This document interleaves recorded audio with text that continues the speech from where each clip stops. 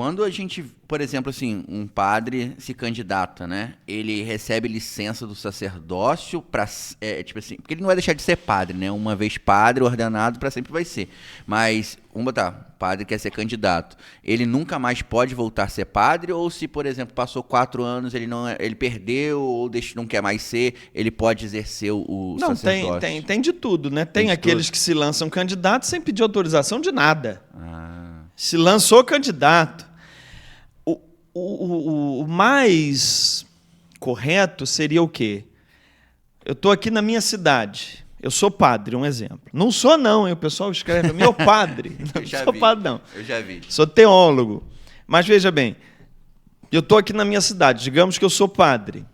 Não tem candidato. Não tem. Não tem ninguém interessado na vida pública. A cidade vai ficar ao léu. Então, em último caso, ele se apresenta. Mas não é função dele. Até na tribo indígena, pajé é uma coisa, cacique é outra. Pajé é o sacerdote, cacique é o político. Não se mistura. Então, a mesma coisa aqui. A liderança que um padre tem, por ele ser um padre, um sacerdote, até um pastor também. Vamos botar todo mundo aqui. Padre, pastor, são líderes religiosos. Tem uma influência muito grande no sistema de crença das pessoas. As pessoas creem neles. Então, eles usarem essa autoridade religiosa para designar política é muito perigoso, Tiago. E isso gera todo tipo de maracutaia possível.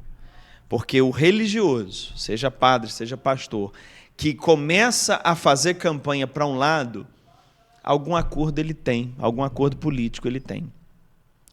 Os apóstolos, todos eles, morreram por perseguição política. Paulo morreu porque a política de Roma o matou. João foi preso na ilha de Patmos por perseguição política do Império Romano, porque eles não se vendiam ao poder romano, que queria endeusar o imperador. Agora a gente vê líderes políticos endeusando, líderes religiosos endeusando políticos, chamando políticos de Messias, chamando políticos de Salvador da pátria. E aí, meu irmão, misturou-se tudo. E a gente lê na Bíblia o seguinte: toda vez que política e religião deram as mãos, não deu certo. Você vê o Apocalipse, ele é um livro de denúncia contra a união da política com a religião no tempo de João. Você vê aquelas 2 bestas do Apocalipse, no capítulo 13, sabe que 2 bestas são aquelas? É a política de Roma e a religião dando as mãos. O texto de Apocalipse conta que uma besta alimenta outra. E é isso. A besta maior é o poder político do imperador romano e a besta menor é o poder religioso. As 2 se dão as mãos para uma sustentar a outra. E você vai vendo como uma alimenta a outra. Isso é bíblico. A Igreja Católica, ao longo da história, já se meteu muito em política. Os reis tinham que ir lá prestar obediência ao Papa, porque o Papa, no final das contas, era que determinava os reis de cada lugar. Isso foi horrível, Tiago. Isso gera todo tipo de corrupção, de maldade, de falcatrua, em nome de Deus. Hoje a Igreja Católica se libertou disso, graças a Deus.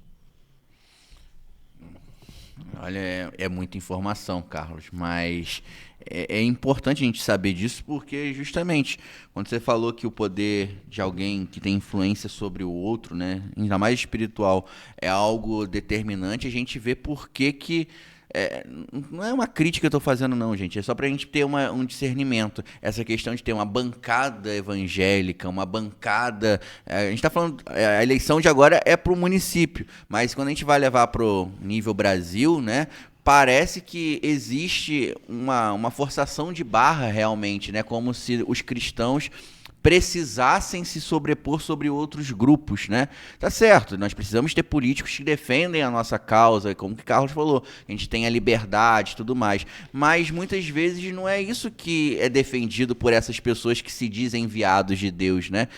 Acaba sendo um mais interesse próprio do seu grupo do que um interesse de cristão, grupos. né? Você pega as pautas que as bancadas evangélicas defendem.